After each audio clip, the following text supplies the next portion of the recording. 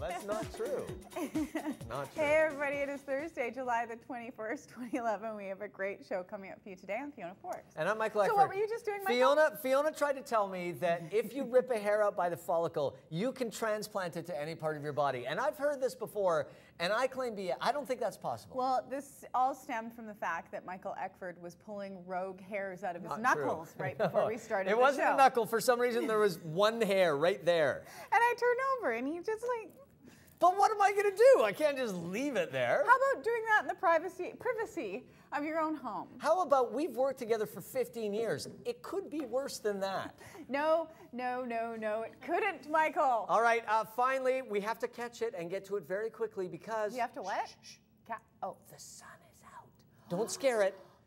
Nobody freak out. If you scare the sun, we might not see it again. It's so beautiful, I might weep. You know, only half an hour ago, suddenly I thought I heard running water, and no, there was a sudden torrential downpour while there was blue sky. I really do think it's the end of the world.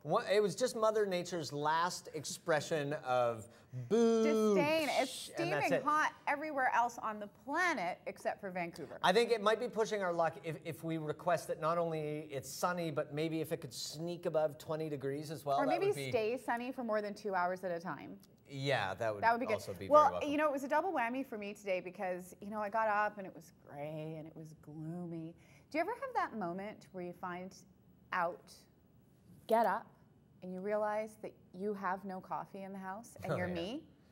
I don't behave like a junkie until that moment. I actually almost cried. It was terrible. Do you desperately knock on neighbors' doors? No, I desperately had instant coffee, which I found that had expired quite some time ago. You know those little Starbucks things? We've talked about them before. They have that instant freeze-dried coffee. Well, it expires. And it had expired, I don't know when. It doesn't really. That's like saying that aspirin expires. It doesn't really. It doesn't. That's how people die, you moron. No, it doesn't go bad. It just loses some of its efficacy. And it's a very it can doctorly turn term, into other things and kill you. Like what, a hair right there? Why do you think you have weird hairs growing all over your body, young man? Expired aspirin. I know why. Okay, so did it work? No coffee. Well, no, it was kind of, it placated me for a while, so I didn't freak. And then Mike witnessed it this morning. I was drinking my coffee, and all of a sudden I totally choked. You were breathing your coffee. Yeah, I actually inhaled my coffee when I got here so badly that it was one of the worst chokes, actually. I was choking and laughing, and Mike goes, "I don't know whether to help you or laugh with you." Yeah, but I was dying. I had that moment where I was like, "Wow, she might actually really seriously be in trouble right now." And I still got my feet up on my desk and I'm laughing at her. But I actually had that moment where you were choking so much. I thought I was dying, but then I started laughing. Well, it's okay because I do play a doctor both here on television and at home as well. Last night, about a week ago, 8 days ago to be exact, my wife was at YVR. She was at the airport and she was running for her plane. And unfortunately, going down a set of stairs, she was in such a hurry, she lost her footing and she tripped. And you said she had a bad fall. You said she pulled a Fiona. She pulled a Fiona. Fell down, embarrassed herself, and hurt herself. Yeah, she actually ended up getting a couple of stitches in her leg, and because she had a pretty good cut. But last night she was saying, "Oh, you know, it's been 8 days. I'm supposed to make a doctor's appointment to get my stitches out." I was deeply offended. As a medical professional sitting right there. Mike, do you really still have to play doctor with your wife? I said, honey, I can take those stitches out. And she thought that was the most ridiculous thing ever, but it's pretty common. I've taken out my own stitches. That's what I said. So anyway, just proof. Here's me taking out a stitch. Ew, so really? All you do. Dude, we have to look at it totally just up lift close. it up. Yeah. Is that her leg? Yes, I think that's her. Yeah, no, that is her leg. Oh, here it goes. Look at how steady my hands are. Ew. There it is. Yeah. Whoa. So, Operation, you're the doctor, collecting all the pay. I never got beeped on that game. Hey, Mike. Never got beeped on that game. So you graduated from pulling out stitches to pulling out your own hair today. Yeah, man, it was That's just awesome. easy after that. You're just really good at, he's really good at plucking. Maybe that was just an old stitch. I like that. Don't they do the dissolvable stitches now? No, only in your mouth. I think that wasn't a dissolvable stitch. You're not a very good doctor. That was like fishing line. That wasn't going to dissolve anytime soon. So then I was thinking, and I sent her the link to this because I thought, well, I think this is pretty common. So I went to YouTube and I put in removing stitches on YouTube.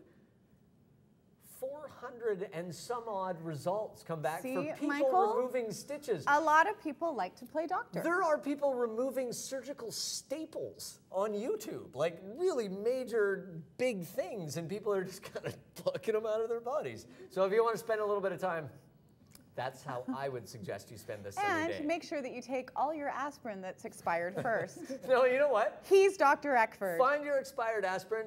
Send it to me. Now, I'll of use course, it. the slap that was heard around the world was the pie in the face, first of all, to Rupert Murdoch. We all saw it. Let's roll the tape. Because, of course, that fella that thought it'd be really funny to hit Murdoch with a pie in the face got his own when Wendy Murdoch, his wife, gave him the slap of the century. Now, look at her. She's in the pink jacket.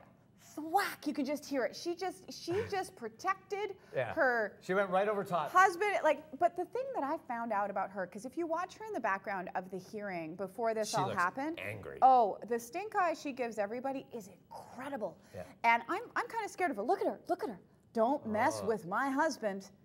What kind of headphones? Right there, she's wondering, is he still alive? He's a billionaire. Shouldn't he be able to have a pair of Dr. Dre's wicked headphones you think, by now? But where they're listening to the translation headphones, that's what it is. She's just giving a really dirty look. But the thing that I found out about her, if you look at the slap again, she's a former professional volleyball player. That smack, if you look at it, she was spiking him. Is she really a former professional volleyball player? Yeah. Really? Well, that makes sense because she went right over top. And her form and everything, bam! Yeah. Look out. Well, that's my takeaway for today, Fiona. There you That's go. what I learned today. Little Wendy Dang, former professional see, watch her volleyball go. player. It's like if there were a net there, what I like the about other this team would have been.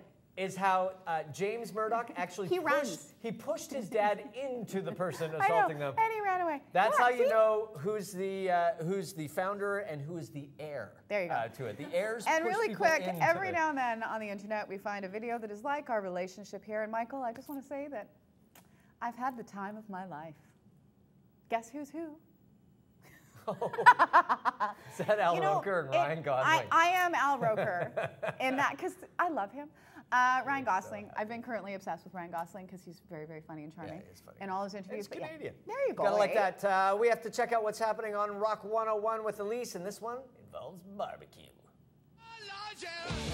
Hey guys, well, it is that time of year again. Time for the Canadian National Barbecue Championships up in beautiful Whistler, July 29th to 31st.